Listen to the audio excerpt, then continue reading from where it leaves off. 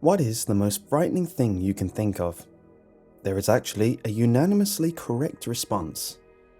By going into the darkest and most horrific parts of the brain, could one finally understand what one certain fear causes the body to go into hyperdrive and activate the fight or flight response. Any living being is ultimately condemned to choose fear or curiosity at this one simple piece of knowledge: the unknown. This is why people are afraid of the dark, of monsters, of heights. The thrill is unknown to them. Their body isn't prepared to explain what lies ahead. The logs you're about to see have recently been released to the public for a few weeks in hopes of finding new leads. The logs took place over the span of January 13th, 2014 to January 24th, 2014. It is yet to be explained what exactly happened to Daniel Smith. The following videos should be viewed with caution. They contain graphic and violent material. Vlog number 1, January 13th, 6:45 PM. Hello, my name is Daniel Smith. I've decided to start making a video journal of my life and upload it here to YouTube. I've started to wonder what would happen after I'm gone. Does anyone truly know me? The real me? I never really kept in touch with most of my friends after my freshman year of college. Zach is the only one I keep in contact with nowadays. After the incident, I never really told anyone what really happened to me. Not even him. Possibly by getting this story off my chest after holding it in for 3 years would help with the night terrors that keep happening. I have literally tried everything, so I'll do my best to explain. Daniel, it's time for dinner. Damn, gotta cut this one short. Daniel leaves the screen, forgetting to turn off the webcam. Seconds later, he returns. Damn, I'll finish this log tomorrow. There is a screen tear before the video ends. The voice heard calling Daniel is his mother. Vlog number 2, January 15th, 8:37 PM. Alright, so I intended to finish my first vlog yesterday, but some things came up. Anyways, let me try and explain how this all started. I graduated high school in May of 2010 with a full ride to East Carolina University pursuing computer science. I was hoping to develop video games one day. Eventually, my hopes started to become reality when I was top of my class in all my computer coding classes. See, all of my friends were into playing games as much as I was, so we all decided that we wanted to make it a career. All 4 of us dreamed about making a huge advancement in the gaming field, and boy did we. I was the brains of the operation. By now, I had taken every coding class possible to learn all the tricks. I even taught myself basic graphic design and video editing in my spare time. My main focus was on virtual reality. It has been pursued many times in the past, but no real breakthroughs had occurred. The Oculus Rift was still in development, so we had to make our own version. Zach was a tech genius. He could take anything and make something useful out of it. Him and Joey made this ungodly mechanism that went over our eyes, but it got the job done. So now it was my turn to figure out what game we would create. Horror games were my personal favourite. I loved getting scared and being in control, unlike horror movies. Regardless, I had to find out what scared people, so we all decided to do a survey on campus. We found the majority were afraid of heights, the darkness, or ghosts. Clowns, roller coasters, and other things were part of the lesser majority, but one thing stood out to me. Only about 2 people came up with the answer that spawned the idea of my game: the unknown. After some hard thinking, I realized that the unknown really frightened everyone. All the answers I got fell under that category. They don't know what lurks in the darkness, what a ghost is capable of doing to them, or even how to react during a roller coaster. When you aren't in control, you are scared. Knowing that something else can break through the barriers of your mind and take control of your feelings is the most disturbing thought you can have. Daniel stares blankly at the screen for about 40 seconds without moving. The video appears to be paused until we notice his chest moving as he breathes. He eventually blinks his eyes and looks away before he speaks again. "I'll tell more later. I'm feeling kind of tired right now." The audio becomes distorted when Daniel says this. It seems to play itself over twice, with the second voice being a few octaves lower than his normal voice. Vlog 3, January 18th, 9:48 PM. Well, I've been sick in the past few days, so I haven't really felt like doing this, but I have to finish my story. As I said before, the unknown was the main motive for the development of my game. I decided to make the prototype as a maze for the player to walk through. I had a creature chase after the player throughout the maze to add to the fear factor. Sounds would distort throughout to give the player a sense of excitement. The further you got in the maze, the more the sounds would disturb you. I took the idea from the popular game Slender, where you find pages in the dark forest. The more pages you find, the more noises would play, adding to the creepy ambience. Anything from a distant scream of a girl to the sound of your own heartbeat would be heard through the player's headphones. Well, after long hours of coding and researching, the prototype was ready. David was the first to test it. Daniel looks down for a few seconds and then looks back up before speaking again. "You know, our minds are made to know everything we sense, no matter what it takes. But when the mind has used up all resources to explain certain pieces of information, all hell breaks loose. The body produces adrenaline, causing you to run faster, farther, sweat, and breathe heavier. Our minds use all the energy that is supposed to explain the piece of information and injects it into all our muscles to get away or face the abomination.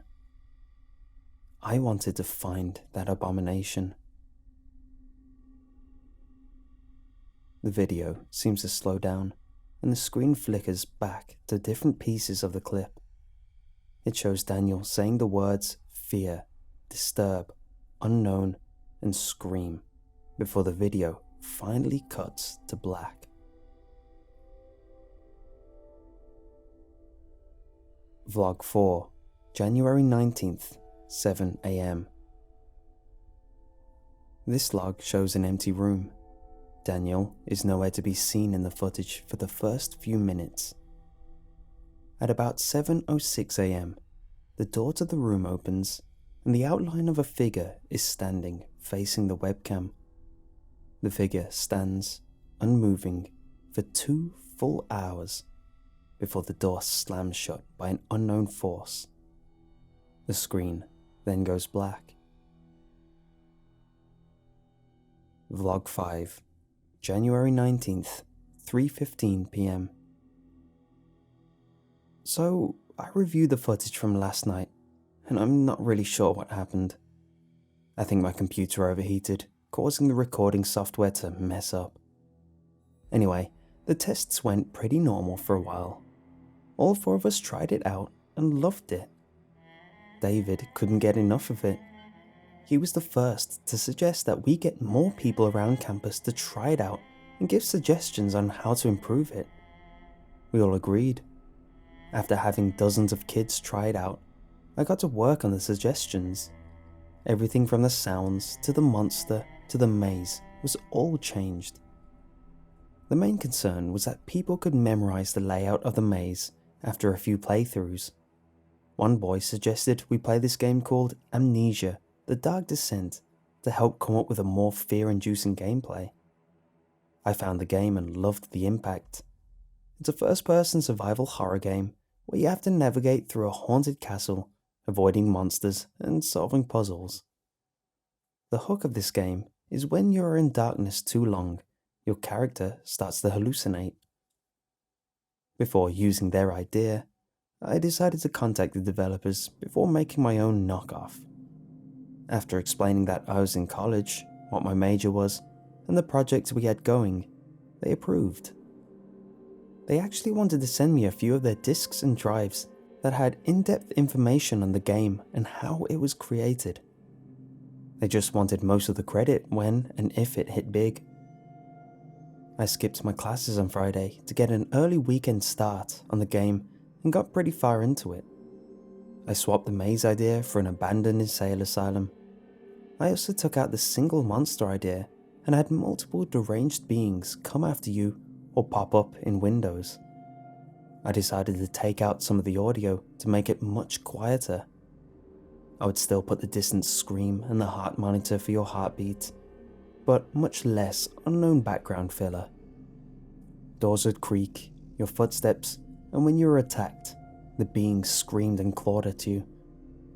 These were the main audio pieces that were promoting the realistic feel to the game. Again, Daniel pauses and looks down. He continues to look down as he speaks again. Sometimes we forget the reason we feel fear. It's just there for one simple reason: to save us from the unknown. Daniel quickly looks back up to the screen. I'll get more into it tomorrow because I have to go to work. The screen goes black after Daniel closes his laptop. Vlog number 6, January 19th, 7 PM. The camera shows a dark room again. Daniel is nowhere to be seen, although it is unknown how the laptop was reopened.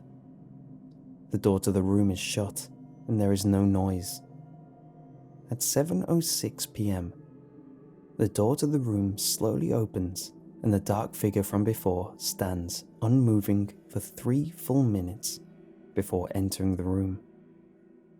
There is no movement of the figure suggesting that it was walking. It seems to glide across the floor and out of view of the camera. It isn't until 9:06 PM that the door shuts by an unknown force and the laptop closes, shutting off the webcam. Vlog number 7, January 20th, 6:05 AM.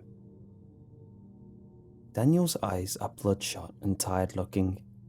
He rubs them and yawns before speaking. Well, I couldn't sleep last night after work. I kept getting woken up by nightmares, and I can't even remember what they were about. Anyways, I guess I'll just get today's log out the way. By the time I finished up most of the new gameplay, we were all on Christmas break. I really needed the guys to help test out my new version, but everyone was busy or had plans. Well, what else would you do in this situation? I tried it myself. This is another point at which Daniel stares at the screen, except he wasn't staring blankly. He seemed to be looking at something on the screen. What the? A horrified look appears on Daniel's face as he backs away from the screen and runs out of the room. 20 minutes pass before Daniel walks back into the room and sits down at his chair. His face is looking downward until he sits. As he looks up at the screen, a screen tear happens for a split second. If you pause the video at the second Daniel looks up, his eyes are completely sunken in and black, and his mouth is open to an unnatural width. When the video cuts back to normal, Daniel continues on with his story as if nothing happened. When I put the headgear and headphones on, it felt almost too real. I walked towards the asylum and looked up at it, It was raining and there were flashes of lightning every few seconds. I walked inside and found that everything was completely silent. I had the heart monitor strapped to my chest, so my heartbeat was the only sound in my headphones. As I walked through the asylum, I noticed a few unbelievable changes. The rooms and hallways were in unnaturally smooth detail. I continued through the asylum, found the flashlight, keys to rooms, and hidden objects I had placed throughout the game as a point system. The weirdest part was the monster hadn't appeared. I heard the screams, my footsteps, the general noises, nothing else. That was until I got to the basement. See, I made a series of tunnels and rooms in the basement that was sort of identical to the main floor. It was darker and I made the footsteps sound different, but there were other sounds as well.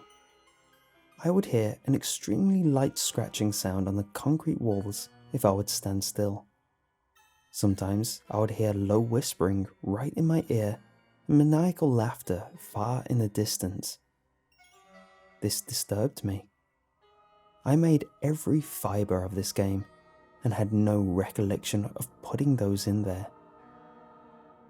When I found most of the objects, I came to one final room. I had no memory of making this either. It contained a tall wooden door with a giant lock on it, but no windows or even a handle. After constantly searching, I found a black key that I had never seen before. I was still baffled at all of this, but I wanted to see this to the end. With no explanation of the key, I returned to the door and tried it. After a long wait in complete silence, I figured the game had crashed on me when it wouldn't allow me to move my position away. Right before I removed the headgear, I heard a creaking sound. As I looked through the headgear once more, I found that the door was wide open. In the game, I made it so the flashlight would have a dwindling energy supply. One of the things you have to find are batteries scattered throughout the asylum. You can also find matches to help give you a short supply of light until you can hopefully find some spare batteries. Well, I was out of batteries, and I had 3 matches left. Daniel's face turns horrified. But when I struck the match, it just blew out. As soon as they looked up at me. Oh God, the eyes. There were dozens of these orange, fiery eyes. As soon as the video hits 7:06 AM, Daniel abruptly quiets and then starts sobbing and looks off screen to the right. "I'm sorry, okay? I didn't know it would let them out. He made..." The video turns black and ends.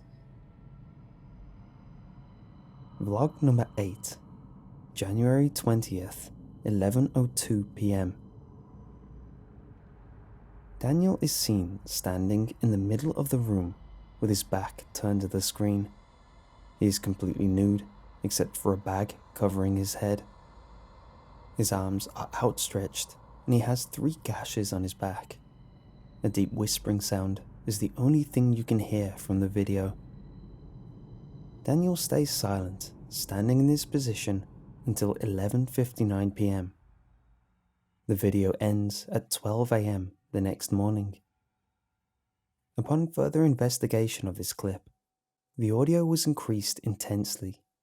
The whispering seems to repeat the phrase, "He comes," throughout the video. Vlog number 9, January 24th, 3:13 PM. Zach is the one in this log. He is silent for about 15 seconds.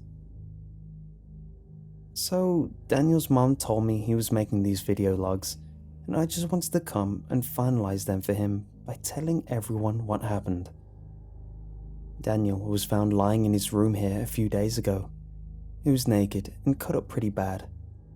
They took him to the hospital and found that the wounds were self-inflicted and that he had tried to kill himself. Luckily, the cops haven't reviewed these video logs yet, so I hope I can find something in here. I just wanted people to know that Daniel is in critical care. Zach pauses for a few seconds as he starts to tear up. They say that the wounds, they were so deep and the blood loss was so drastic that he won't survive. His body is rejecting all medication, and he isn't supposed to make it through the night. Zach sobs for a few minutes before continuing. Really, the hardest part about dealing with this is that David passed away as well. About 5 months ago, he dropped dead from a sudden brain aneurysm. We tried to contact Daniel about this, but we couldn't get in touch with him. I'm gonna find out what happened to you, Daniel. I swear it. Zach shuts off the camera. Vlog number 10, January 24th, 6:22 PM. Zach seems to be in a panic and rushing as he speaks. Alright, so I watched all of his logs and something is messed up. He never acted this way until he got into that game. I've tried to contact Joey, but he won't return my calls. The reason I'm here now is because Daniel was like a brother to me, and I'm not about to move on without knowing the truth. Something happened when he played that game, and I have to find out. I don't know what he saw or what he found, but I feel like it's connected to his death. I need to find it, and that headset. Zach gets up and rushes around the room. After 11 minutes, he finds the headset on the top of a closet and the game in a locked drawer. He seems to forget that the webcam is still on, as we assume he starts up the game. He puts on the headset and the headphones and immediately starts to scream. The webcam audio is muted, but Zach seems to be terrified and rips off the headset. As soon as he takes it off, the lights go out and the video cuts off. Vlog number 11, January 24th, 7:05 PM. The room is barely visible through the darkness, and Zach isn't in sight. At 7:06 PM, the door to the room slowly opens, revealing the silhouette of a young man in what seems to be a hospital gown. After about 30 seconds, the figure slowly walks over toward the bed as the room becomes flooded with light. Daniel is now visible as he stands motionless, facing the bed. As he leans over, bloodstains become visible on the back of his gown and grows larger as the minutes pass. On the bed, mangled to a point of almost no recognition, is Zach's body. The blue and white shirt is the only indication of him.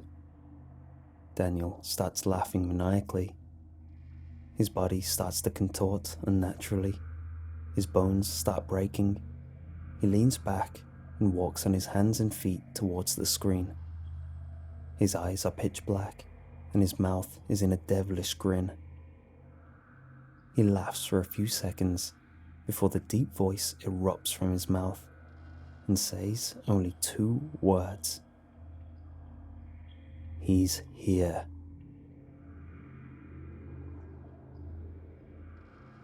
These videos are still being investigated and have revealed little explanation as to what exactly happened. The only facts that have been recovered are: we tried to contact the people who gave Daniel the permission and software from Amnesia, the Dark Descent, but no one confessed to knowing anything about his call. They also agreed that the items sent to Daniel did not belong to their company. Daniel's mother has been put in a mental hospital after a sudden attempt of suicide.